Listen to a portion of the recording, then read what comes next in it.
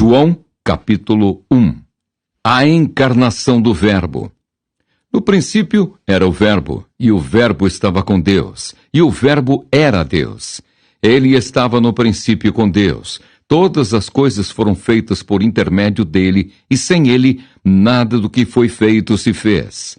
A vida estava nele, e a vida era a luz dos homens. A luz resplandece nas trevas, e as trevas não prevaleceram contra ela. Houve um homem enviado por Deus, cujo nome era João. Este veio como testemunha, para que testificasse a respeito da luz, a fim de todos virem a crer por intermédio dele. Ele não era a luz, mas veio para que testificasse da luz, a saber, a verdadeira luz que, vinda ao mundo, ilumina a todo o homem. O Verbo estava no mundo. O mundo foi feito por intermédio dele, mas o mundo não o conheceu. Veio para o que era seu, e os seus não o receberam. Mas a todos quantos o receberam, deu-lhes o poder de serem feitos filhos de Deus, a saber, aos que creem no seu nome, os quais não nasceram do sangue, nem da vontade da carne, nem da vontade do homem, mas de Deus. E o Verbo se fez carne e habitou entre nós, cheio de graça e de verdade, e vimos a sua glória, glória como do unigênito do Pai. O testemunho de João Batista. João testemunha a respeito dele e exclama: Este é o de quem eu disse, o que vem depois de mim, tem, contudo, a primazia, porquanto já existia antes de mim.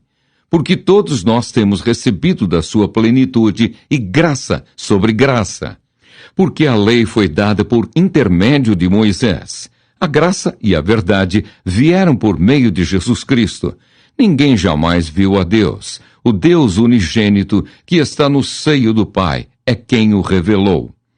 João Batista repete o seu testemunho.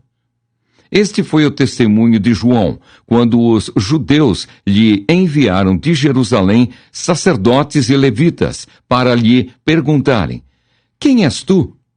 Ele confessou e não negou. Confessou: Eu não sou o Cristo. Então lhe perguntaram: Quem és, pois? És tu Elias? Ele disse: Não sou. És tu o profeta? Respondeu: Não. Disseram-lhe, pois: Declara-nos quem és, para que demos resposta àqueles que nos enviaram. Que dizes a respeito de ti mesmo? Então ele respondeu: Eu sou a voz do que clama no deserto. Endireitai o caminho do Senhor, como disse o profeta Isaías. Ora, os que haviam sido enviados eram de entre os fariseus, e perguntaram-lhe: Então por que batizas, se não és o Cristo, nem Elias, nem o profeta? Respondeu-lhes João: Eu batizo com água, mas no meio de vós está quem vós não conheceis, o qual vem após mim, do qual não sou digno de desatar-lhe as correias das sandálias. Estas coisas se passaram em Betânia, do outro lado do Jordão, onde João estava batizando. João Batista torna a repetir o seu testemunho. No dia seguinte, viu João a Jesus que vinha para ele e disse: Eis o Cordeiro de Deus que tira o pecado do mundo. É este a favor de quem eu disse: Após mim vem um varão que tem a primazia, porque já existia antes de mim. Eu mesmo não o conhecia, mas a fim de que ele fosse manifestado a Israel, vim por isso batizando com água. O batismo de Jesus. E João testemunhou, dizendo: Vi o Espírito descer do céu como pomba e pousar sobre ele.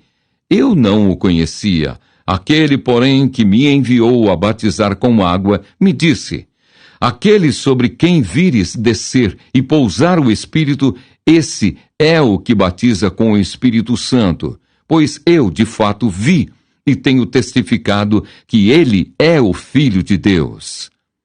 2 discípulos de João Batista seguem Jesus.